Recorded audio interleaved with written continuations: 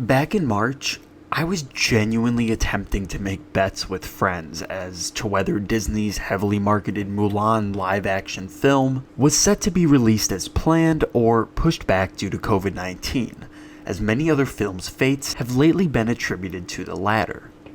In retrospect, that betting game was as fickle as it was insensitive, as both corporate-owned theater chains and smaller ones as well are facing irreversible economic calamity.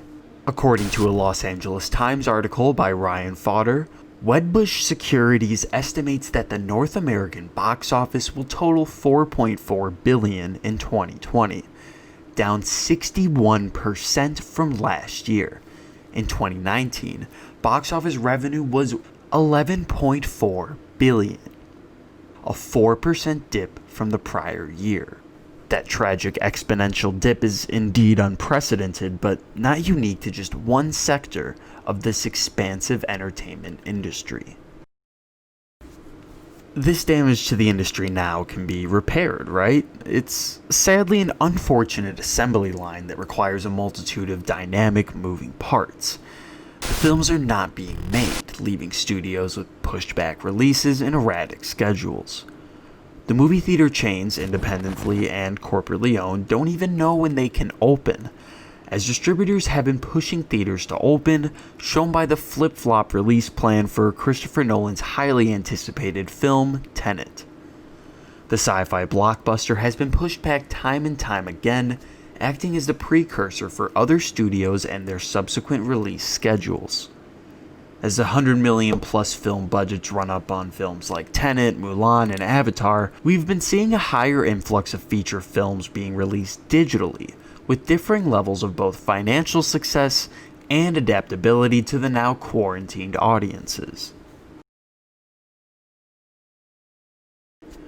While the question of digital releases trumping theatrical releases is more relevant than ever, theater chain conglomerate AMC was planned to open back up in the States on July 30th after several pushbacks, only for yet another delay to take place.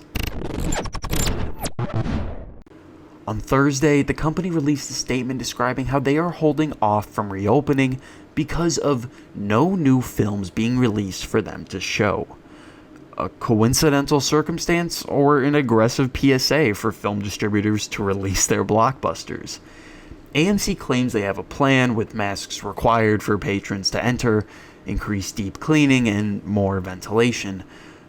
But John Fithian, president of National Association of Theater Owners, otherwise known as NATO, believes that distributors are working on a dated model of blockbuster releases and 100% capacity, a standard that is simply not viable in the coronavirus climate. Quote, distributors who want to play movies theatrically, they can't wait until 100% of markets are allowed to open, because that's not going to happen until there's a vaccine widely available in the world. This is existential for the movie theater industry. If we go a year without new movies, it is over. End quote.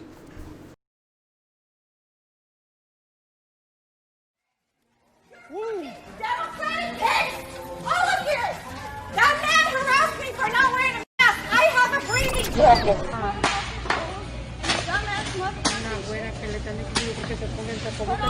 Good little slave.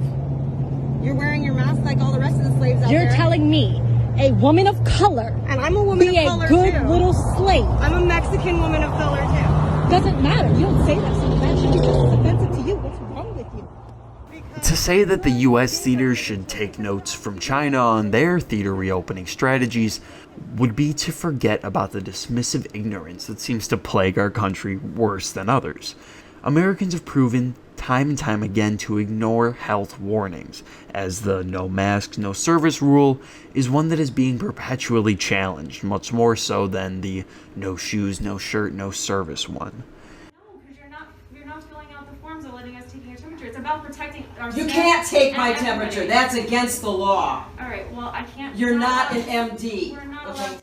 China reported a $500,000 first-day box office total on the 19th of July, while the US is still limited to drive-in theaters who don't have new films to show regardless. There are even recent calls for government assistance to be granted to the movie theaters and chains across the country. The campaign, titled #SaveYourCinema, is a copy and paste template similar to petitions that are seen across social media. The template hones in on movie theaters being a treasured American pastime, along with the legal lingo that might catch the eye of a US senator. Part of the template reads, quote, "I urge you to save theaters by supporting the Restart Act, which will give movie theaters access to partially forgivable 7-year loans covering 6 months of expenses, a lifeline for theaters that have been left behind by existing loan programs." End quote.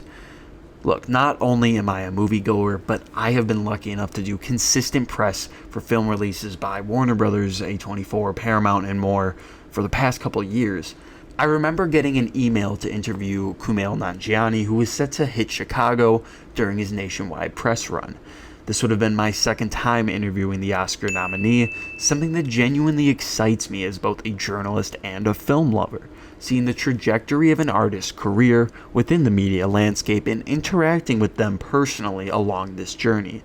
The press tour was promptly canceled as coronavirus manifested itself into our rudimentary lifestyles, a precursor to the decline in much of my work and social life. Something that I could have never predicted, but also something that Regal, AMC, Cinemark, and more also failed to see looming in the distance. My original big budget betting game with the release of Mulan is directly correlated to the fact that, well, none of us thought that this virus could impact our lives in the way that it has and will sadly continue to do. But it's also a sign of sheltered naivety, one in which my privileged upbringing had never faced unprecedented hardships like this multifaceted pandemic and everything that it brings. As movie theaters battle it out with distributors and moviegoers start to see streaming as the primary means of media consumption, the virus continues to spread.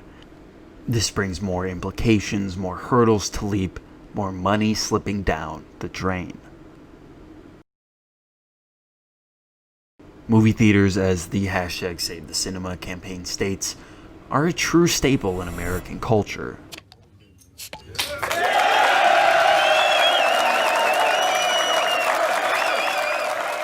There's no doubt that theaters want to get things going, but the cost-benefit of happiness versus health and safety is very apparent. Even if the theaters open, will you assess the risk of staying in a room for hours with strangers just to see the new Disney film? I will be assessing that risk, but I can't speak for others, and movie theater chains seem to agree with me on that at the very least.